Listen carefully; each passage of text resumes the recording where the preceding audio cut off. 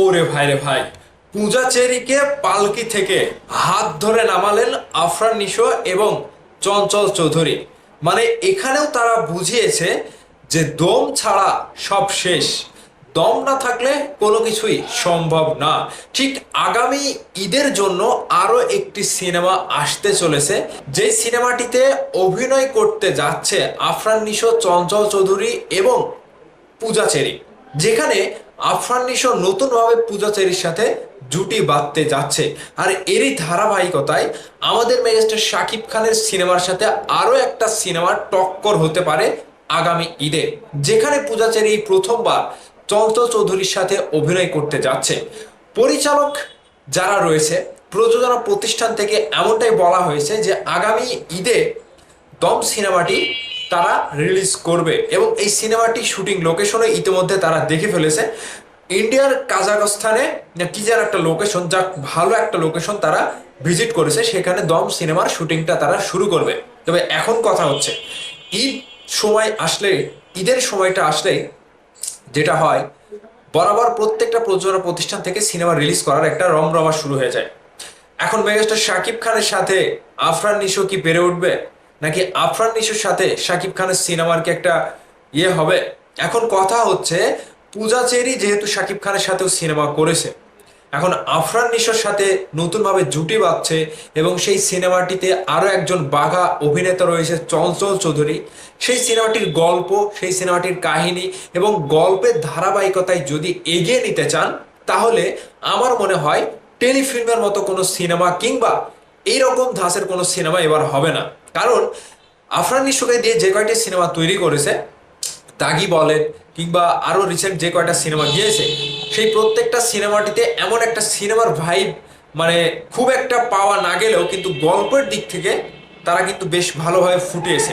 এখন আমরা যারা মেগাস্টার শাকিব খানের সিনেমা দেখি, যারা শাকিব খান কেন্দ্রিক ভক্ত রয়েছে, তাদের কাছে হয়তো বিষয়টা ভালো নাও লাগতে পারে, কিন্তু সিনেমার স্বার্থে, ইন্ডাস্ট্রির স্বার্থে যে কয়টি সিনেমা হচ্ছে, আমরা চাই আরো সিনেমা হোক।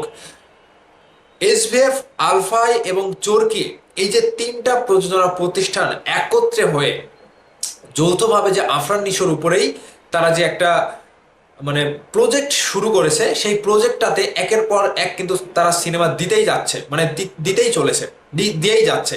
এখানে দেখেন, অন্যান্য নায়কেরা যখন বসে আছে, তখন আফরান নিশো কিন্তু চেষ্টা করছে। আমি কারোর সাথে কারো টেক্কা দেওয়ার কথা বলছি না, সিনেমার স্বার্থে কথা বলছি, যে দেখেন আফরান নিশো ছোট পর্দা থেকে উঠে এসে বছরে একটা সিনেমা দেওয়ার চেষ্টা করছে, যেখানে অন্য নায়কেরা ব্যর্থ।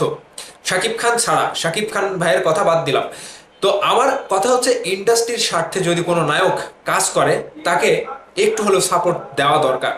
যা কিছু হয়ে গেছে আপনারা ভুলে যান, যা কিছু হয়ে গেছে ভুলে যান। মেগাস্টার শাকিব খানের সাথে যা কিছু হয়েছে, আফরান নিশোর সবকিছু আমরা ভুলে যাই।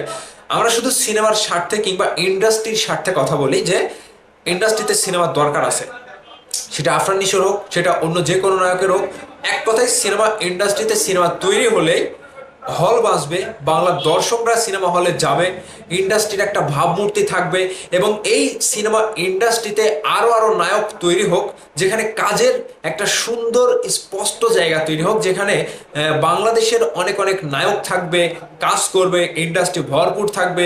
শুধু ঈদ না, ঈদের বাইরেও সিনেমা রিলিজ হবে, দর্শকরা একটা সিনেমা জগতের ভেতরে ঢুকে থাকবে, এটা আমরা চাই। কাজেই মেগাস্টার শাকিব খানের সাথে যদি দম সিনেমার টেক্কাও হয়, সেটাও আমরা মেনে নেব, এটাই চাই। একজনের সাথে আরেকজনের পাল্টাপাল্টি টেক্কা হোক এবং সিনেমা ইন্ডাস্ট্রি আরো চাঙ্গা হোক। কারণ একক নায়ক কিংবা একজনকে দিয়ে কখনোই ইন্ডাস্ট্রি মানে এরকম টেক্কা টেকে কিংবা পাল্টাপাল্টি খেলাটা করা সম্ভব না, যদি প্রতিদ্বন্দ্বী না থাকে।